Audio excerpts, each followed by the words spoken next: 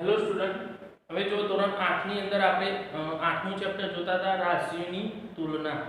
બરાબર. તો દરેક સ્ટુડન્ટે ધ્યાન રાખવાનું છે. એની અંદર આની અંદર ઘણા બધા સૂત્રોનો ઉપયોગ આપણે કરેલો છે.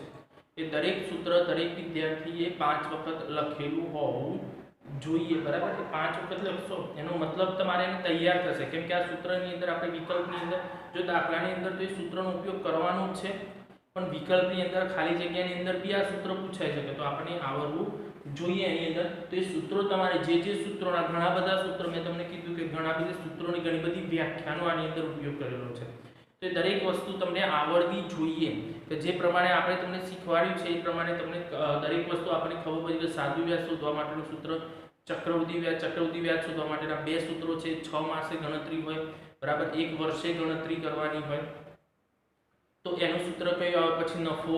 તો નફાના 3 સૂત્રો. નફો પહેલો તો નફો શોધવા માટેનું સૂત્ર, નફાને રૂપિયામાંથી ટકામાં અને ટકામાંથી રૂપિયામાં, 3 સૂત્રો થયા. ખોટના એ રીતે 3 સૂત્રો છે. પછી વેચાણ કિંમત શોધવા માટેના 2 સૂત્રો. જો રકમની અંદર નફો આપ્યો હોય તો વેચાણ કિંમત શોધવા માટેનું સૂત્ર, પછી જો ખોટ આપી હોય તો એના માટેનું સૂત્ર અલગ છે. પછી જીએસટી નું સૂત્ર છે, વળતરનું સૂત્ર છે, વળતરને અને જીએસટી ને ટકામાંથી રૂપિયામાં ફેરવવા માટેનું સૂત્ર છે. તો જેટલા પણ સૂત્રો મેં તમને લખાયા છે, બરાબર, તો પડતર કિંમતનું સૂત્ર, તો આ બધા જે સૂત્રો તમને મેં લખાયા છે, દરેક સૂત્ર દરેકને યાદ રાખવાના છે. તમે એક વખત એને તૈયાર કરી દેશો પછી તમારે એ ભૂલાશે નહીં, કેમ કે આ બધા જ સૂત્રો આપણે આગળ પણ ઉપયોગમાં લઈ શકીએ. પછી વ્યવહારિક જીવનની અંદર પણ એનો ઉપયોગ થાય છે, એ પણ તમારે ધ્યાન રાખવાનું કે નફો ખોટ આપણે કોઈ જગ્યાએ જઈએ તો આપણને એની અંદર ખબર પડી જાય કે નફો કેવી રીતે હોય છે, ખોટ કેવી રીતે હોય છે, પછી એની વેચાણ કિંમત. તો એ દરેક વસ્તુને ધ્યાનમાં રાખવા માટે આ દરેક વસ્તુ આપણે જોવી જરૂરી છે. હવે છેલ્લો જે પોઈન્ટ મેં તમને શીખવાડ્યો છે આની અંદર, તો એ જે પોઈન્ટ જે શીખવાડ્યો સાદુ વ્યાજ અને ચક્રવૃદ્ધિ વ્યાજ. તો સાદુ વ્યાજ અને ચક્રવૃદ્ધિ વ્યાજ વિશે આપણે તમને એની અંદર શીખવાડ્યું. એની અંદર ચક્રવૃદ્ધિ વ્યાજના મેં સૂત્રો લખાયા હતા, સાદા વ્યાજના પણ સૂત્રો તમને લખાયા હતા. પછી મુદ્દલ શોધવા માટેનું, મુદત શોધવા માટેનું, વ્યાજનો દર શોધવા માટેનું, આ દરેકના સૂત્રો મેં તમને લખાયેલા છે. તો દરેક સૂત્ર તમને યાદ રહેવું જોઈએ. જો સૂત્ર યાદ નહીં હોય તો તમે દાખલો જ નહીં ગણી શકો. તો સૂત્ર તમને ફરજિયાત યાદ રહેવું જોઈએ. હવે જો તો આની અંદર આપણે 8.3 ની અંદર પહેલો દાખલો આપણને આપેલો છે. તો પહેલા દાખલાની અંદર આની અંદર બીજી એક વસ્તુ ધ્યાન રાખજો કે આની અંદર તમારે ગુણાકાર અને ભાગાકાર મોટી સંખ્યાના કરવાના આવશે. મોટી સંખ્યાનો ગુણાકાર ભાગાકાર, કે આની અંદર ઘણા બધા દાખલા, મોસ્ટ ઓફ દાખલા એવા છે કે જેનો પોઈન્ટમાં જવાબ આવે છે. તો એ ભાગાકાર કરતા આપણને આવડવું જોઈએ કે કેવી રીતે. જો એમાં સેજ પણ ભૂલ થઈ અને જવાબ ખોટો થઈ ગયો તો આખો દાખલો તમારો ખોટો થઈ જશે. તો ધ્યાન રાખજો, શાંતિથી ઉતાવળ કરવાની નહીં. એક્ઝામની અંદર આપણે આ દાખલા ગણતા હોઈએ તો એની અંદર તમારે 2 થી 3 વખત એનો ગુણાકાર ભાગાકાર જે પણ હોય એ કરી લેવાનો. ટાઈમ આપણે ફ્રી પડીએ એટલે જોઈ લેવાનું કે આપણે ગણ્યું છે સાચો છે કે ખોટો. દાખલા નંબર 1 છે વ્યાજ મુદ્દલ અને ચક્રવૃદ્ધિ વ્યાજની ગણતરી કરો. વ્યાજ મુદ્દલ એટલે આપણે જે જવાબ આવશે ચક્રવૃદ્ધિ વ્યાજની અંદર વ્યાજ મુદ્દલ આવશે, એમાઉન્ટ આવશે, અને પછી ચક્રવૃદ્ધિ વ્યાજની પણ ગણતરી કરવાની. તેના માટેનું પણ સૂત્ર મેં તમને લખાવ્યું છે. એમાં દાખલા નંબર 1 ની અંદર જો પહેલો દાખલો છે તો એની રકમ આપણે લખીએ છે રૂપિયા 10,803 વર્ષ માટે 12.1/2% વાર્ષિક ચક્રવૃદ્ધિ વ્યાજે લીધા. બરાબર. તો રૂપિયા, તો આપણને રૂપિયા જે આપે છે પી બરાબર રૂપિયા 10,800, પછી આર આપણને કેટલો આપે છે 12.1/2%.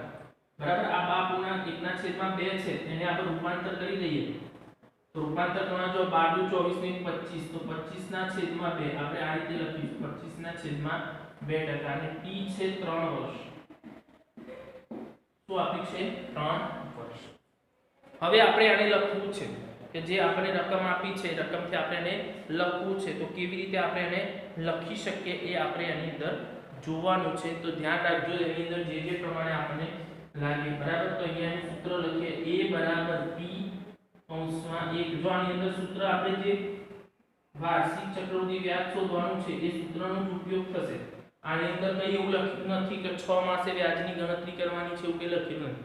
જો 6 માસે વ્યાજની ગણતરી હશે તો અંદર લખેલું જ હશે આપણને કે આપણે જે આપણને આપેલું છે એની અંદર અર્ધવાર્ષિક શબ્દ વાપરે, અર્ધવાર્ષિક એટલે 6 માસે. હવે જો આની અંદર આપણે કિંમત રકમ મૂકેલી p ની કિંમત છે 10800 1 પ્લસ r છે 25/2 અને ગુણ્યા નીચે તો આપણે 100 આપેલા છે અને t છે 3 વર્ષ. ધ્યાન રાખજો આ બે તો અહીંયા આપણને આપે છે એટલે લખ્યા, અર્ધવાર્ષિક ની અંદર 100/2 આવે છે, આની અંદર 100/2 આવતા નથી પણ બે આપણને નીચે આપેલા હતા, અહીંયા બે નીચે આપેલા છે એટલે આપણે એને લખ્યા છે આવતા, સૂત્રની અંદર એવા કોઈ આવતા નથી. બરાબર. હવે આનો આપણે ગુણાકાર કરીને અહીંયા લખીએ છે 10800 1 પ્લસ આ બંનેનો પહેલા ગુણાકાર કરી દઈએ આપણે, તો બંનેનો ગુણાકાર કરી દઈએ અથવા એનો છેદ ઉડાડી દઈએ 25/4 બરાબર. આ આપણે એનો છેદ ઉડાડી દીધો, આપણે એનો ડાયરેક્ટ છેદ જ ઉડાડી દઈએ એટલે આપણને વધારે ખબર પડશે. આ જે છે એનો છેદ જ ઉડાડી દીધો આપણે, તો 4 * 8 ઉપર કઈ નથી 1 નીચે 8 અને છેદ ઉપર 3. હવે જો છેદ ઉડાડ્યા પછી આપણે જે રીતે તમારે છેદ ના ઉડાડવો હોય, તમને જે સંખ્યા આપી છે એનો છેદ ના ઉડાડવો હોય તો તમે આ રીતે પણ 100 * 200 પણ લખી શકાય છે. આપણે છેદ ઉડાડી તમારે જે રીતે કરવું એ રીતે કરી શકાય. હવે જો 8 * 8 ને 9 9 ના છેદમાં 8 ઉપર એની કેટલી 3 ઘાત થશે, 3 ઘાત એટલે આ 9 ના છેદમાં 8 આપણે કેટલી 3 વખત લખવું પડશે. 10800 ગુણ્યા 9 ના છેદમાં 8 ગુણ્યા 9 ના છેદમાં 8 ગુણ્યા 9 ના છેદમાં 8. આ રીતે આપણે લખી દીધું. તો આપણે એને જે પ્રમાણે લખેલું છે પ્રમાણે એને લખી દીધું. હવે જુઓ તો આનો છેદ ઉડાડી આપણે સરળતા માટે એનો છેદ આપણે 8 થી આપણે એનો ભાગાકાર કરીએ થાય છે કે નહીં ટ્રાય કરીએ આપણે. તો જો 2 0 10800 ભાગ્યા 8 8 1 8 અહીંયા કેટલા આવશે 2 8 તરી 24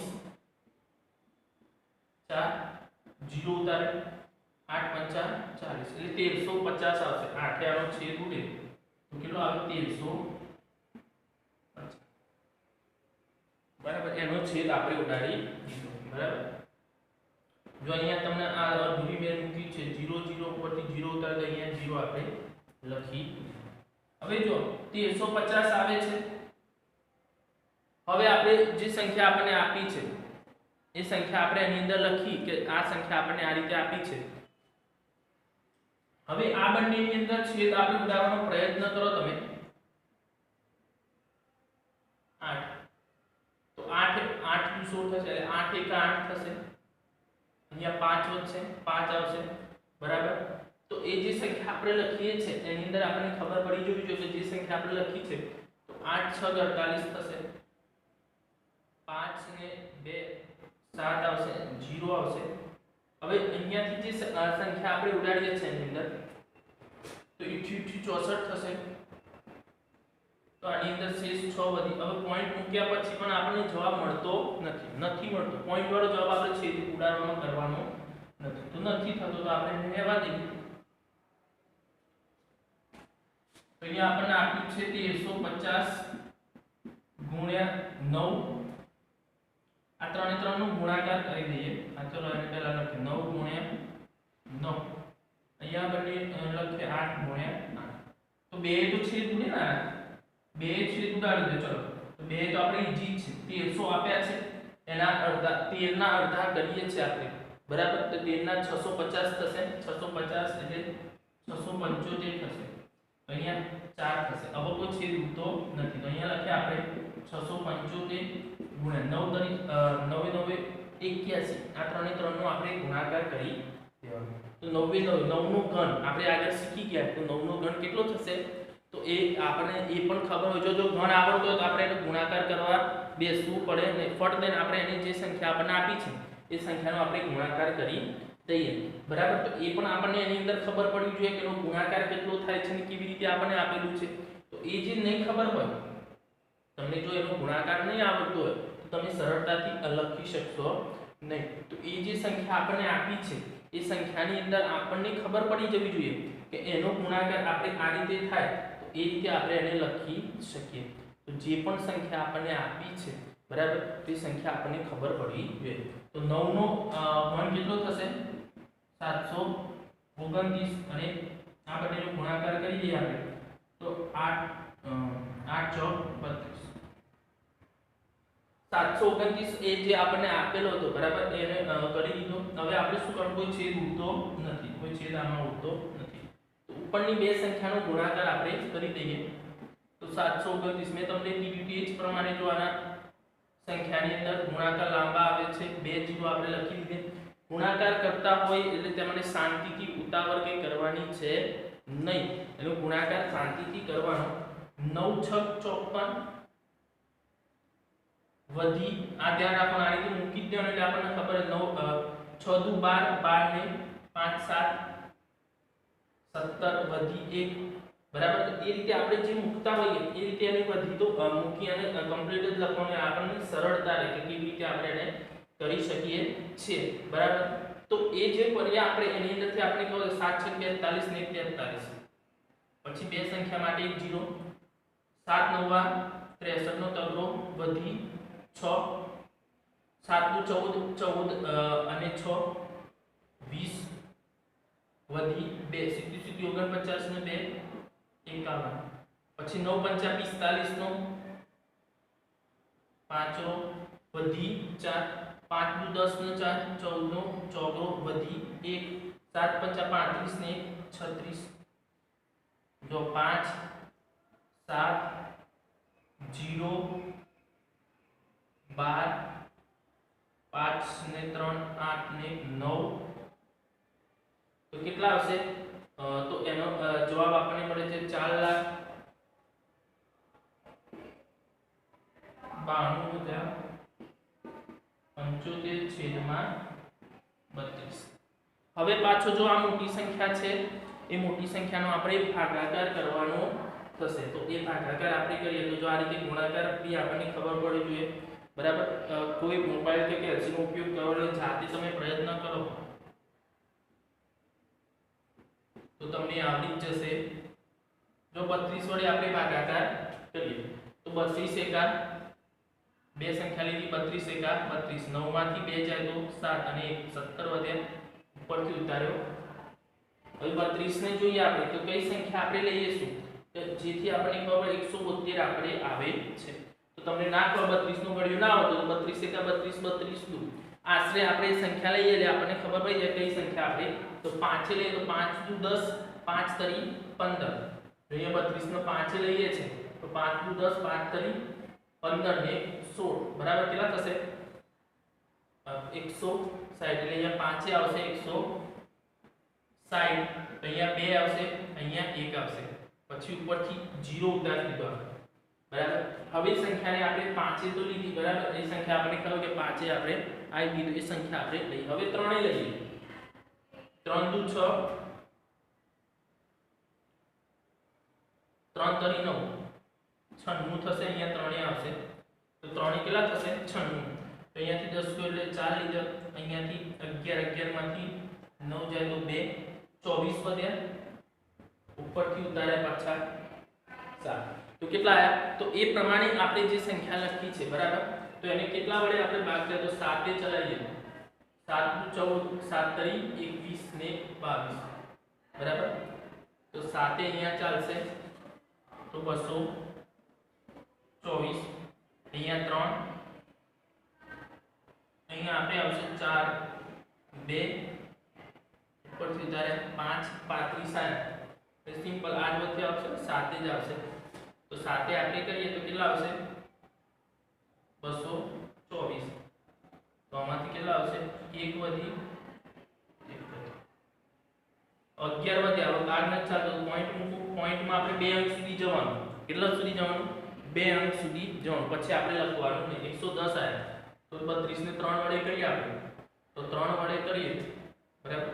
તો 3 વડે 96 થશે 96. તો અહીંયા પોઈન્ટ 3 લખ્યા અહીંયા 96 આયા એટલે અહીંયા 4 આયા બરાબર. અહીંયા 10 માંથી 1 છે 0 પછી અહીંયા પાછો 0 આપણે મૂકી, બરાબર. તો પોઈન્ટ થી આપણે 0 મૂક્યો પછી આપણે કઈ સંખ્યા 140 આવે છે, તો 140 માટે પણ આપણે જે સંખ્યા લઈએ છે એ સંખ્યા આપણે જોવાની કે કઈ સંખ્યા આપણે લઈ શકીએ. 4 લે તો 4 દુ 8, 4 તરી 12 એટલે 128 થશે. 128 ચારે ભાગ આપણે 4. હવે આગળ જોવું નથી આપણે, તો આટલો સુધી આપણે લખીએ તો કેટલા આપણને મળે છે, તો આ રીતે ભાગાકાર કરવાનો. 15300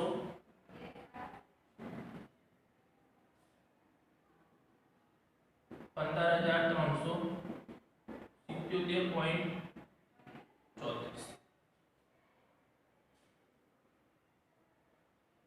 તો આ આપણે શું મળ્યું, વ્યાજ મુદ્દલ મળ્યું. શું મળ્યું, વ્યાજ મુદ્દલ આપણને મળ્યું છે. તો વ્યાજ મુદ્દલ બરાબર કેટલું થાય, 15377.34. હવે આપણે ચક્રવૃદ્ધિ વ્યાજ શોધવું. ચક્રવૃદ્ધિ વ્યાજ બરાબર સૂત્ર શું થાય, a માઈનસ p. તો a કેટલો છે, 15377.34 માઈનસ p કેટલો છે, 10800. p કેટલો આપણને આપે છે, 10800 આપણને આપેલો છે. તેની માઈનસ બાદબાકી કરવાની પણ આપણને ખબર પડે. અમુક બાદબાકીની અંદર ભૂલ થાય છે, ધ્યાન રાખવાનું. તો બાદબાકી આ રીતે થાય, બધી રીતે આપણે શીખવાડીએ તમને. 10800 આ રીતે લખાય.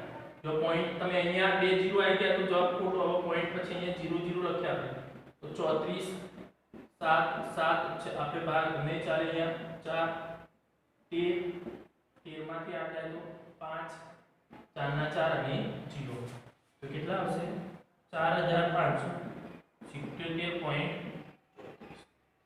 તો આના બે જવાબ થયા, બરાબર. કે બે જવાબ તમારે આ રીતે આવે. વ્યાજ મુદ્દલ છે અને આ ચક્રવૃદ્ધિ વ્યાજ છે. તો આ રીતે એની ગણતરી થવી જોઈએ. તો આ રીતે વ્યવસ્થિત રીતે દાખલો એનો ગણવો જોઈએ. ધ્યાન રાખજો, ગુણાકાર અને ભાગાકારની અંદર જો ઉતાવળ તમે કરશો અને એકાદ સ્ટેપ જો એનું આગા પાછી થઈ જશે તો તમારો જવાબ છે એ જવાબ કેવો થઈ જશે, ખોટો થઈ જશે. અને જવાબ ખોટો થઈ જાય એટલે તમને એના માર્ક્સ પૂરેપૂરા મળે નહીં. તો એની અંદર તમારે ધ્યાન રાખવાનું કે જે રીતે આપણે કરતા હોઈએ એ રીતે દાખલો ગણતા હોઈએ ત્યારે એ દાખલાની અંદર એની પદ્ધતિ દરેક વસ્તુને ધ્યાનમાં રાખવાની છે. ખબર પડી ગઈ? લખી દો પછી હું તમને બીજો દાખલો પણ શીખવાડું.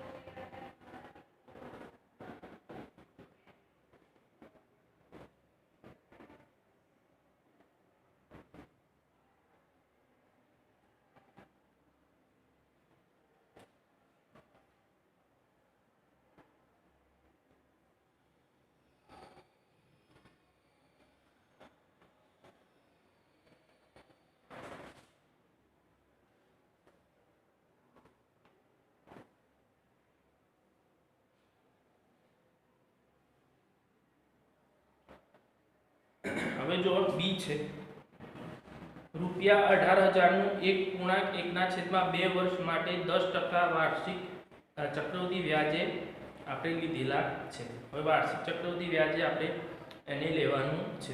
તો 8,000 વર્ષ આપણને આપ્યા છે. અહીંયા લખીએ બી ઈ બરાબર રૂપિયા 18,000. પછી આર આપણને આપ્યો છે 10% અને ટી આપણને આપ્યું છે 2.1/2 વર્ષ. તો 2 દુ 4 અને 5/2 વર્ષ.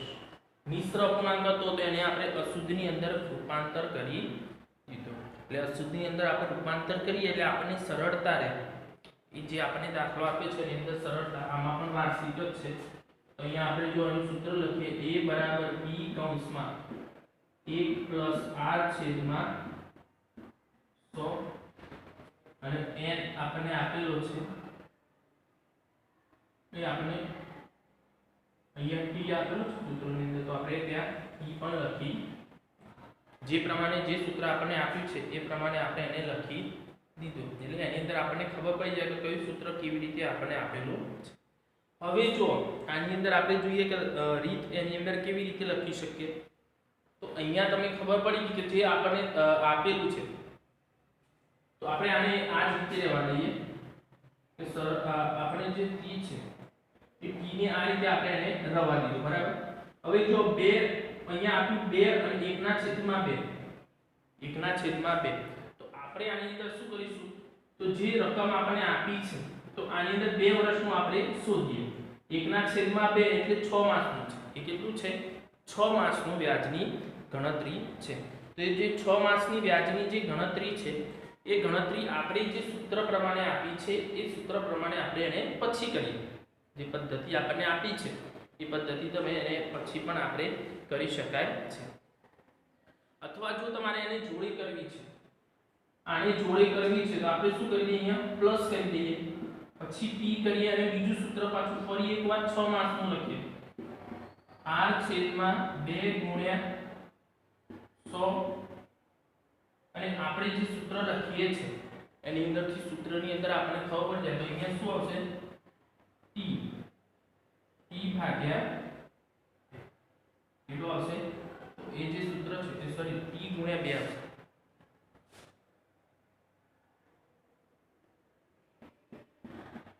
ધ્યાન રાખજો આપણે આની અંદર બે વસ્તુ ભેગી કરી, એક વાર્ષિક લીધું અને અર્ધવાર્ષિક સૂત્ર. બે સૂત્રોનો આપણે ભેગા કર્યા છે. કેમ ભેગા કર્યા છે એ આપણે તમને કહીએ એની અંદર કે કેવી રીતે આપણે એને ગણી શકાય છે એ રીતે આપણે એને ગણી શકીએ છીએ. તો એ ભેગા કરી અને પછી આપણે એને લખવા. હવે જો એને સૂત્ર પ્રમાણે આપણે મૂક્યાની અંદર બે સૂત્રનો ઉપયોગ કેમ કર્યો છે ધ્યાન રાખજો. અહીંયા આપણે જો 2 વર્ષ અને 1/2 એટલે અહીંયા શું આવશે, 2 વર્ષ અને 6 માસ. આપણે આનું ટોટલ કરીએ તો 2 વર્ષ 6 માસ થશે. 1/2 એટલે વર્ષનો અડધો ભાગ એટલે 6 માસ. આપણે બે વસ્તુ શોધવી છે એટલે આપણે બે સૂત્રનો ઉપયોગ આપણે કરવાનો છે. તો એક સૂત્ર આપણે અહીંયા લખી દીધું, એ જે 2 વર્ષ છે એટલે વાર્ષિક માટે અને 6 માસ માટે અર્ધવાર્ષિકનું આપણે સૂત્ર લખી દીધું. તો એ સૂત્ર જે પ્રમાણે આપણને આપ્યા તે પ્રમાણે આપણે એના સૂત્રો લખી દીધા. એનાથી આપણને આઈડિયા આવી જશે કે કેવી રીતે કરી શકાય. હવે આપણે એની કિંમત મૂકીએ. p છે કેટલા આપ્યા છે, 18000. અહીંયા 1 પ્લસ r કેટલો આપ્યો છે, 10. નીચે તો 100 આવી ગયા, બરાબર. t કેટલો છે, તો આપણે અત્યારે 2 વર્ષની જ વાત કરીએ છીએ તો t છે 2 વર્ષ ગુણ્યા અહીંયા આપણે લઈએ તો સૂત્ર ફરીવાર ઉપયોગ થયો એનો, તો અહીંયા 1 લીધો, r છે એ 6 માસ છે તો 6 માસ માટે એ સોરી 10% તો r આપણે આપ્યો છે. અહીંયા તો 2 આપી દીધો ગુણ્યા અહીંયા 100 આવી ગયો. હવે અહીંયા જો તો 2 ગુણ્યા t છે એ 6 માસ. 6 માસ નો મતલબ આપણે સમજાવવા એક દુત્યાંશ આપણે લખી શકીએ 1/2. તો જો 2 નીકળી ગયા, આનો છેદ ઉડી ગયો, બરાબર. પછી આ 0 0 નીકળી ગયા, બરાબર. જે જે છેદ ઉડતા તે આપણે ઉડાડી દીધા. હવે અહીંયા શું આવ્યું, 18000. હવે જો 10 વધ્યા, અહીંયા 1 વધ્યું, અહીંયા 1, 10 * 10 નીકળી ગયા. 11 ના છેદમાં કેટલા આવશે, 10 અને 2 ઘાત ગુણ્યા અહીંયા શું આવશે, તો અહીંયા 100 છે. આનો છેદ ઉડાડવો હોય આપણે ઉડાડી શકીએ. છેદ આપણે ઉડાડવો હોય અને છેદથી સરળતાથી આપણે ઉડાડી અને એને લખી શકીએ કે આને જે પ્રમાણે આપણને આપ્યું એ પ્રમાણે આપણે લખી શકીએ. જો તમે આ છેદને આ રીતે પણ ઉડાડી શકો, 0 0 નીકળી ગયા, 10 દુ 20, 20 એકા 20 ને 21. 21 ના છેદમાં 20 અને અહીંયા તો એક જ છે એટલે એને લખવાની જરૂર નથી. હવે જો આની બે ઘાત છે એટલે આપણે અહીંયા લખી દઈએ 18000. 2 વખત છે તો 11 ગુણ્યા 11 છેદમાં 10, 11 છેદમાં ગુણ્યા 21 છેદમાં 20. 1 2 3, 1 2 અને 3 છેદ ઉડી ગયા. આનો 2 ને 18 ઉડી એટલે 9 થઈ જશે. તો 9 ગુણ્યા 11 ગુણ્યા 11 ગુણ્યા 21 11 ગુણ્યા 11 કરીએ આપણે તો કેટલા થશે 121 થશે ગુણ્યા 21 ગુણાકાર આપણે હવે જે સંખ્યા આપણને આપી છે બરાબર એ સંખ્યાનો આપણે ગુણાકાર કરી દેવાનો 100 તો જો 9 એકા 9 9 દુ 18 8 વધી 1 9 એકા 9 ને 10 1089 ગુણ્યા 21 1089 ગુણ્યા 21 કરે તો 0 9 દુ 18 8 8 દુ 16 ને 1 17 બે 1 અને 2 એકા 2 9 એકા 9 8 એકા 8 0 અને 1 9 8 નું 16 નો છગડો વધી 1 7 ને 8 2 22,869 એનો જવાબ આપણે મળે છે 22,869 22,869 ધ્યાન રાખજો આની અંદર આપણે આ વસ્તુ મેન છે કે જે આપણને આપેલું છે 1 2 ગુણાંક 1 ના છેદમાં 2 તો આને આપણે 2 વર્ષ અને 1 ના છેદમાં 2 એટલે 6 માસ 6 માસની વ્યાજની ગણતરી હોય તો આપણે સૂત્ર બદલાય છે 6 માસ વાળું તેને ધ્યાન રાખવાનું તો વ્યાજ મુદ્દલ બરાબર કેટલા 22,869 અને ચક્રવૃદ્ધિ વ્યાજ તો a માઈનસ p એ આવે 22,869 માઈનસ 18,000 તો 18,000 માઈનસ કરીએ આપણે બરાબર તો કેટલા આવશે તો 18,000 માઈનસ કરીએ સાથે તો 4 માઈનસ 22 માંથી 18 માઈનસ કરીએ તો 4 વધે 4,869 તો આ શું આવ્યું એનું ચક્રવૃદ્ધિ વ્યાજ અને આ વ્યાજ મુદ્દલ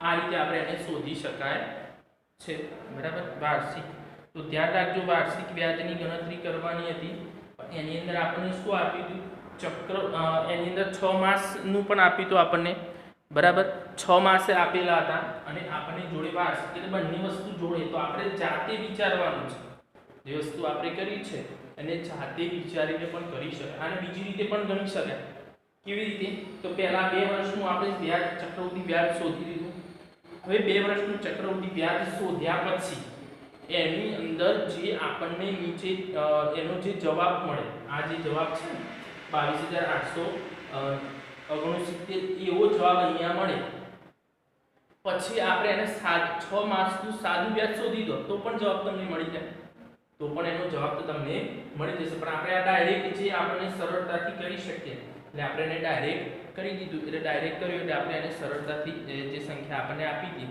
એ સંખ્યા આપણે લખી દીધી અને પછી આપણે એને કરી દીધું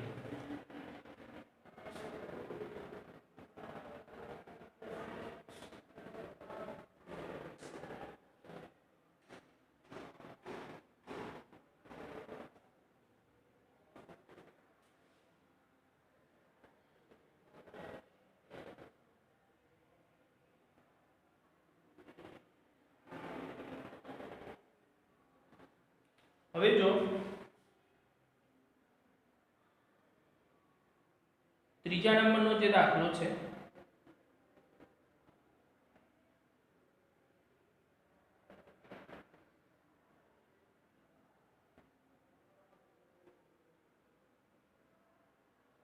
એની અંદર આપણે જોઈએ કે ₹62,500 એક આપણને આપેલું છે અર્ધ વાર્ષિક ચક્રવૃદ્ધિ વ્યાજથી ગણતરી કરવાની છે હવે જુઓ તો એની અંદર આપણે જે વ્યાજ આપણને આપ્યું છે એના પરથી આપણને ખબર પડી ગઈ કે ચલો એનું વ્યાજ આપણે આ રીતે કરીએ છીએ તો આપણને આ રીતે આપેલું હશે તો જે ભાગથી આપણને આપ્યું છે એ ભાગથી આપણે એને કરી શકીએ અર્ધ વાર્ષિક ચક્રવૃદ્ધિ વ્યાજની ગણતરી કરવાની છે તો સી ની અંદર જોઈએ આપણે દાખલા નંબર 1 હતો એનો સી P બરાબર 62,500 પછી R બરાબર કેટલો છે 8% અને t બરાબર છે 2 પૂર્ણાંક 1 ના છેદમાં 2 વર્ષ. તો આના ફેરવી દે 2 દુ 4 ને 5 ના છેદમાં 2 આવશે. 2 દુ 4 અને 5 ના છેદમાં 2. હવે આની અંદર આપણે કીધેલું છે, શું કીધું છે? તો જે સંખ્યા આપણને આપી છે એ સોરી 1 ના છેદમાં છે ને એક પૂર્ણાંક છે. તો 2 કા 2 ને 3 ના છેદમાં, તો આપણે 3 ના છેદમાં 2. હવે અર્ધવાર્ષિક કીધું એટલે આપણે સૂત્ર મૂકીએ a બરાબર e કૌંસમાં 1 પ્લસ r છેદમાં 2 ગુણ્યા 100 અથવા 100 ગુણ્યા 2 t ગુણ્યા. આ સૂત્ર અર્ધવાર્ષિકનું સૂત્ર છે. અર્ધવાર્ષિક એટલે શું? 6 માસે વ્યાજની ગણતરી. અર્ધ એટલે અડધું. 6 માસે વ્યાજની ગણતરી કરીએ તો આ રીતે આપણે લખી શકીએ. તો p ની જગ્યાએ આપણે લખીએ 62500 1 પ્લસ r કેટલો છે? તો r આપણે 8% આપ્યો છે છેદમાં 2 ગુણ્યા 100. પછી t કેટલો છે? 3 ના છેદમાં 2 ગુણ્યા 2. જો 2 2 નીકળી ગયા 4 દુ 8 થઈ ગયા. હવે જો 62500 આપણને આપી દીધા છે. હવે જો આનો તો 100 એકા 100 ને 104 થશે. અહીંયા આપણે 104 છેદમાં 100 અને ઉપર આવશે 3. હવે જો 104 અને 100 નો છેદ આપણે ઉડાડી શકીએ. ઉડાડી શકીએ ને 2 આપણે ઉડાડી શકીએ. જે સંખ્યા આપણને હજી તો 2 રીતે આપણે ઉડાડી શકીએ, પણ આપણે એને ઉડાડવો નથી. જે સંખ્યા આપણને આપી છે એ સંખ્યાને આપણે એમને એમ રહેવા દઈએ છે. તો જે સંખ્યાથી આપણે છેદ ઉડાડી શકીએ, કે જે આપણને ખબર પડી જાય કે ચલો એનો છેદ ઉડે છે, આપણે ઉડાડી અને એ સંખ્યા આપણે લખી શકીએ છીએ. તો જે છેદ ઉડતો હોય, દાખલા તરીકે આનો તમે છેદ ઉડાડો છો, તો છેદ ઉડાડી પણ આપણે સંખ્યા લખી શકાય, કે જે આપણને ખબર પડી જાય કે આ સંખ્યાને આ રીતે લખી શકાય છે. હવે જો તો આનો છેદ તમારે ઉડાડવો હોય તો આપણે ચલો આનો છેદ ઉડાડી દઈએ. તો કેવી રીતે ઉડશે? તો 4 ઉડશે ને. તો 4 આપણે જે સંખ્યા આપી છે 25 ચોક 100 થશે અને 26 ચોક 104 થશે ને. અહીંયાથી 26 થી આપણે છેદ ઉડાડી શકીએ. તો અહીંયા આપણે 25 લખ્યા ને અહીંયા આપણે લખ્યા 26. બરાબર? તો એને આવશે 62500. બરાબર? 3 વખત લખવાના છે. 26 ગુણ્યા 26 ગુણ્યા 26. આપણે 3 ઘાત આપી છે, તો અહીંયા આપણે 25 ગુણ્યા 25 ગુણ્યા 25 પણ કરી શકીએ. જે સંખ્યા આપણને આપી છે. જો તમે આ રીતે છેદ ઉડાડી પણ સંખ્યા લખી શકાય, છેદ ઉડાડ્યા વગર લખવી હોય તો 104 ગુણ્યા 104 ગુણ્યા 104 3 વખત, નીચે 100 ગુણ્યા 100 ગુણ્યા 100. એ રીતે પણ આપણે એનો લખી શકીએ છીએ. તો તમારે જે રીતે લખો એ રીતે લખી શકાય. હવે જો આ 25 નો આની જોડે છેદ આપણે ઉડાડીએ, બરાબર? તો 25 ગુણ્યા 25 625 થશે ને. 25 ગુણ્યા 25 એ 625 થાય. અથવા અહીંયા આપણે 25 લખી શકીએ. 25 આ બે 0 લે 2500 એનો આપણે જવાબ 25 એ છેદ આનો ઉડી જશે. 25 એ પાછો આનો છેદ ઉડાડીએ તો કેટલા આવી જશે? 100 આવી જશે. કેટલા આવી જશે? 100. તો એ સંખ્યાથી આપણે એનો છેદ ઉડાડી દીધો, કે જે સંખ્યા આપણને આપેલી હતી.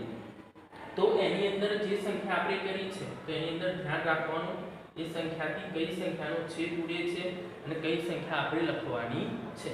તો જે છેદ જે પ્રમાણે ઉડતો હોય એ પ્રમાણે આપણે એનો છેદ ઉડાડી દઈએ. તો આપણને એ ખબર પડી જાય કે સંખ્યા કેવી રીતે આપણે છેદ ઉડાડીએ છીએ અને કેવી રીતે આપણને આપેલી છે.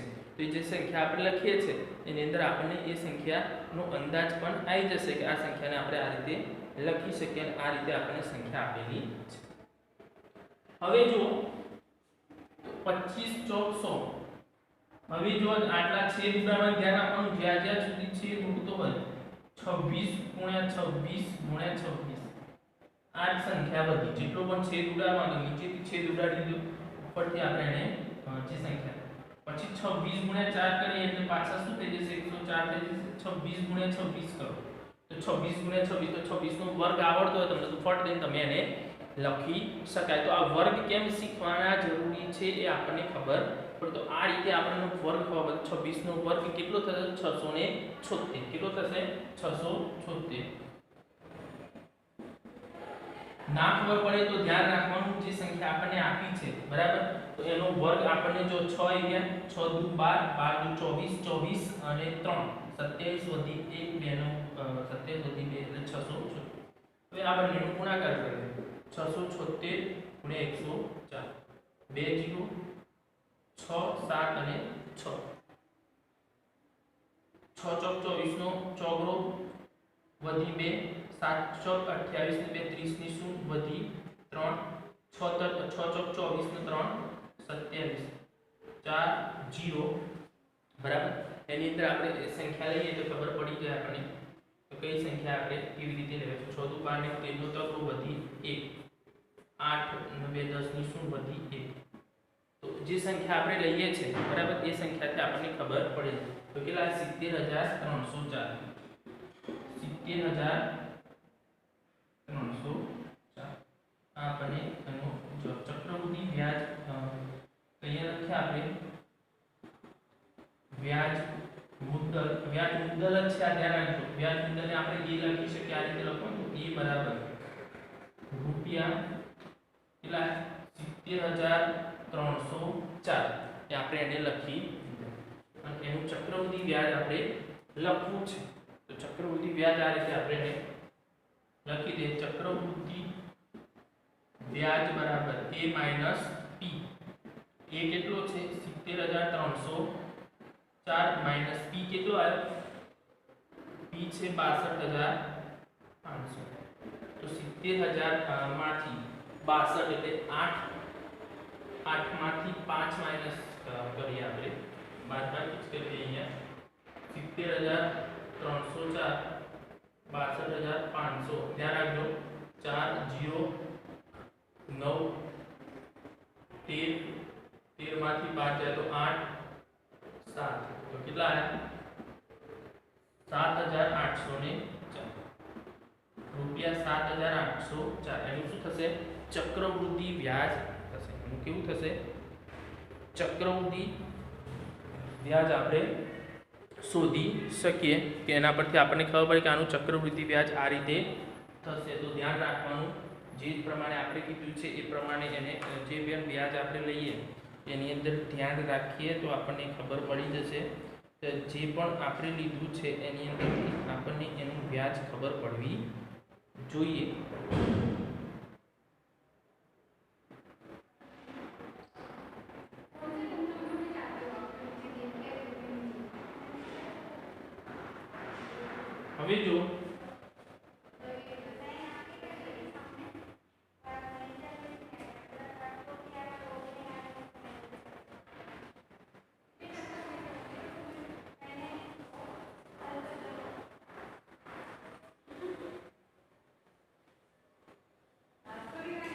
હવે જો આગળ આપણે જોવાનું છે જે ડી છે એ ડીડી અંદર આપણને કીધું છે રૂપિયા 8000 નું 1 વર્ષ માટે 9% અર્ધવાર્ષિક ચક્રવૃદ્ધિ વ્યાજ. તમે સાદા વ્યાજના સૂત્ર પ્રમાણે વર્ષ દીઠ ગણતરી કરી શકો છો.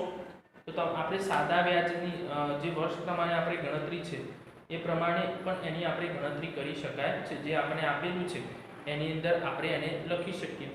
એની આ રીતે આપણે જે સંખ્યા આપણને આપી હોય એનીથી આપણને ખબર પડી જાય કે એની ગણતરી આ રીતે પણ થઈ શકે છે. પણ આપણે જે માપ આપણને જે આપેલું છે એની અંદરથી આપણે સાદા વ્યાજની જે ગણતરી છે એ ગણતરી આપણે મૂકીએ તો એની અંદર આપણને એ પણ ખબર પડી જાય કે એની ગણતરી આ રીતે થશે. પણ આપણે એવું કોઈ ગણતરીથી કરવી છે નહીં. આપણે તો અર્ધવાર્ષિક ચક્રવૃદ્ધિ વ્યાજને લખીએ તો ડી ની અંદર જોઈએ આપણે. હવે ધ્યાન રાખજો p બરાબર રૂપિયા 8000 બરાબર. પછી r બરાબર કેટલા છે એની અંદર r બરાબર 9% અને 1 વર્ષ 9% p બરાબર 1 વર્ષ. હવે આને આપણે અર્ધવાર્ષિક કીધું આપણે સૂત્ર મૂકીએ a બરાબર p કૌંસમાં 1 પ્લસ r છેદમાં 100 ગુણ્યા 2 p ગુણ્યા 2 બરાબર. તો p છે એ 8000 છે. પછી અહીંયા આપણે 1 પ્લસ r કેટલો છે 9 છે. આ બંનેનો આપણે ગુણાકાર કરીને મૂકી દઈએ તો અહીંયા આવશે 200 કેમ કે કોઈ છેદ ઉડતો નથી. એટલે 2 t છે એ 1 ગુણ્યા 2 બરાબર. હવે આપણે એને લખી લઈએ. 8 ને આપ્યું છે તો 8000 પછી અહીંયા જો 200 એકા 200 ને 209 થઈ જશે. મિશ્રને આપણે અશુભમાં ફેરવ્યો છેદમાં 200 અને ઉપર 2 એકા 2. હવે જો 8000 ગુણ્યા 209 બે વખત છે 209 નીચે આવશે 200 ગુણ્યા 1 2 શું ઉડી ગઈ ત્રીજી શું પણ નીકળી ગઈ છેદ ઉડાડી આપણે તો અહીંયા કેટલા આવશે 4 આવશે 20 અને 4 નો પણ આપણે છેદ ઉડાડી શકીએ તો અહીંયા કેટલા આવશે 5 આવશે. શું વધ્યું તો 209 ગુણ્યા 209 છેદમાં આનો કોઈ છેદ ઉડતો નથી. તો છેદ નથી ઉડતો જે સંખ્યા આપણને આપી છે એનો છેદ ઉડતો નથી ઉડતો તો આપણે એને ગુણાકાર કરી લઈએ. તો ગુણાકાર કરીએ તો 209 ગુણ્યા 209 કરી આપણે 0 0 9 દુ 18 4 9 9 81 9 દુ 18 1 8 16 3 4 કેટલા આવે છે 43681. કેટલા આવે છે 43681. એનો આપણે ભાગાકાર કરીએ 43681 ભાગ્યા 5 બરાબર. તો 5 વડે આપણે એ સંખ્યાને ભાગાકાર કરવાનો છે.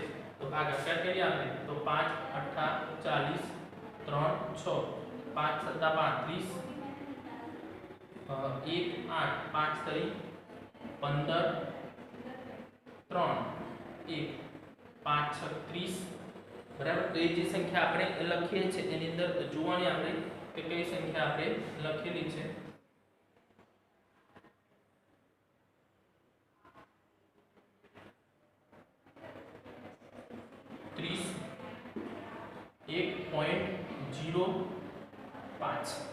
બરાબર 10 આવી જશે ને એ સોરી 2 આવી જશે 5 દુ 10 તો 0 0 બરાબર. તો એ રીતે આપણે એની સંખ્યા લખી દીધી.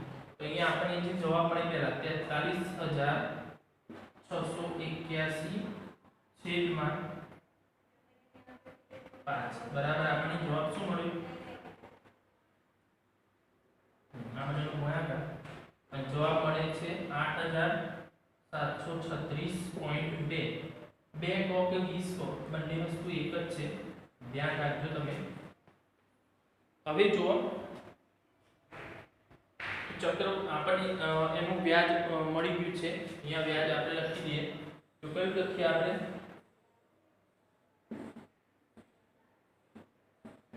વ્યાજ મુદ્દલ બરાબર કેટલા થશે 8736.20. આનું વ્યાજ મુદ્દલ થશે. શું થશે વ્યાજ મુદ્દલ થશે એની અંદર. હવે આપણે ચક્રવૃદ્ધિ વ્યાજ કીધું છે તો અહીંયા લખીએ ચક્રવૃદ્ધિ વ્યાજ બરાબર a માઈનસ p.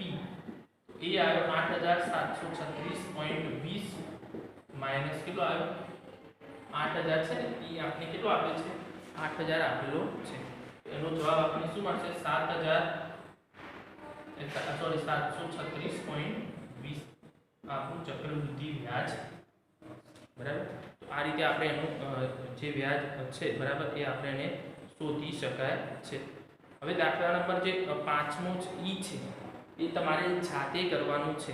એ પણ અર્ધ ચક્રવૃદ્ધિ વ્યાજ આપેલું છે. શું આપેલું છે અર્ધ ચક્રવૃદ્ધિ વ્યાજ આપેલું છે. તો વ્યવસ્થિત રીતે સારા અક્ષરે થવું જોઈએ બરાબર. એની અંદર જોવાનું કે જ્યારે મેં તમને કીધું તે રીતે ગુણાકાર ભાગાકાર બહુ મોટાના અંદર આવે છે. તો ગુણાકાર કરતી વખતે ભાગાકાર કરતી વખતે એને ધ્યાન રાખવાનું કે કેવી રીતે આપણે કરવાનું છે. જે પણ રીતે કરીએ છીએ એમાં શાંતિથી ઉતાવળ કરવાનું નહીં. જો તમે ભાગાકાર અને ગુણાકાર કરવામાં સહેજ પણ ઉતાવળ કરી તો તમારો જવાબ શું કેમ કે જો 209 ગુણ્યા 209 મોટો ગુણાકાર 3 સંખ્યાનો 3 સંખ્યા સાથે ગુણાકાર તો એ ગુણાકાર કરતા હોઈએ ત્યારે એ વસ્તુ ધ્યાન રાખવાની કે કેવી રીતે આપણે કરવાની છે અને કેવી રીતે આપણને આપેલું છે. તો એથી આપણને તમને આઈડિયા આવશે કે આ રીતે આપણે કરીએ તો આ રીતે એને લખી શકાય. તો ધ્યાન રાખજો ઉતાવળ કરતા નહીં.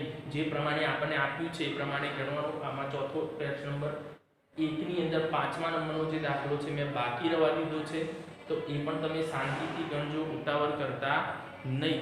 એને જે પ્રમાણે આપણને આપ્યું છે એ પ્રમાણે શાંતિથી ગણવાનો, બરાબર. અને જવાબ પછી ચેક કરી લેવાનો. ધ્યાન રાખજો, રકમ ફરજિયાત લખવાની છે, રકમ હું લખતો નથી, તમારે રકમ લખવાની.